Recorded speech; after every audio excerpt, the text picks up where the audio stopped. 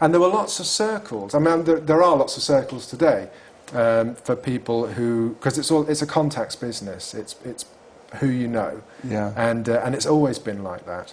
And so, you know, you make those links from one producer to an artist to a songwriter to a publisher, and you can see these wheels going round and round, and how they all sort of interconnect.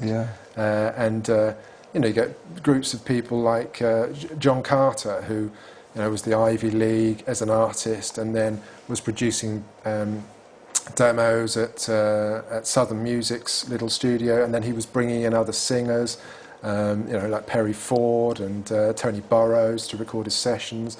And then he made like a studio group which became the Flower Pot Men, but he didn't want to go out on the road, so Tony Burrows went out on the road.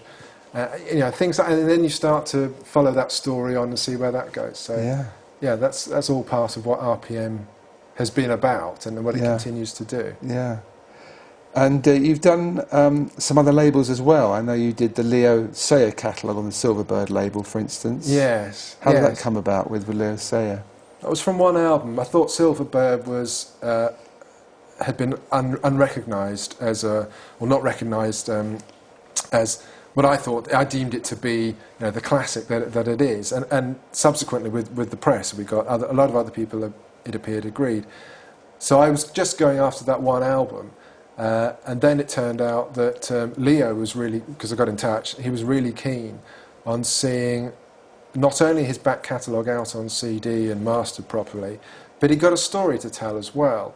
And he wanted to go and speak with his old producers and get a conversation going, a dialogue going, from which would emerge how his albums were made and what happened to his career, how that came about. So we did. So I said, "Yeah, sounds fascinating.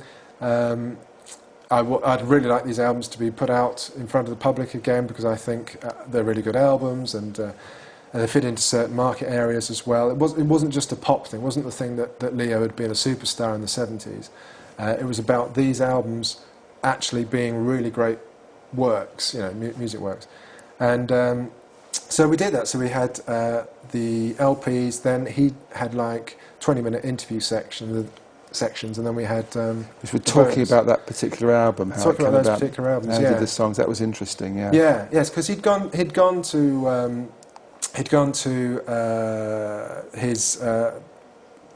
America in 76, 77, and he'd worked with some really top players over there.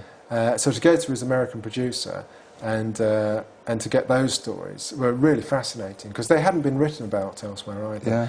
It's kind of unfortunate the sort of image that Leo has in this country, but abroad it's still good, and you know, people are interested to find out what he was about. And you have the Shout label? Yes, Shout for classic soul and R&B, which is the soul sound of the 60s and early 70s. All types of different names for soul these days, but it's that period that we sort of concentrate on. And that came out of knowing Clive Richardson, who'd run a magazine in the 70s called Shout. And we'd done a few releases for the Connoisseur collection. I did something called the Classic Soul Years. And I'd always thought, well, it'd be great to expand on that idea. So got the opportunity, but after that series, about 10 years later, back in touch with Clive, and there was a licensing opportunity as well, where there was a raft of catalogue that we could get a hold of, SSS International, some King product, and some others as well. And that's where we started. So there were those catalogues available, Clive was available, let's put the whole thing together. And so we're approaching number 50. In that series now. And what's been your sort of bestsellers in that range? The Alan Toussaint's done well, Billy Preston's done well, and some of the more recent ones, the Roy Hamilton's doing really well. Vibrations is good. So it's a mixture of Southern Soul, R&B, you know, the different strands that make up that. They've been good sellers, but I think that what we were trying to do, and is we've gradually arrived at, is make Shout a recognised imprint for that type of music. So there are others like Kent who have a 20-year head start on us. We'll never rival them, but we want to sort of, get to those people who are interested in Kent releases, so they might be interested in Shout releases. So that's what that one was about.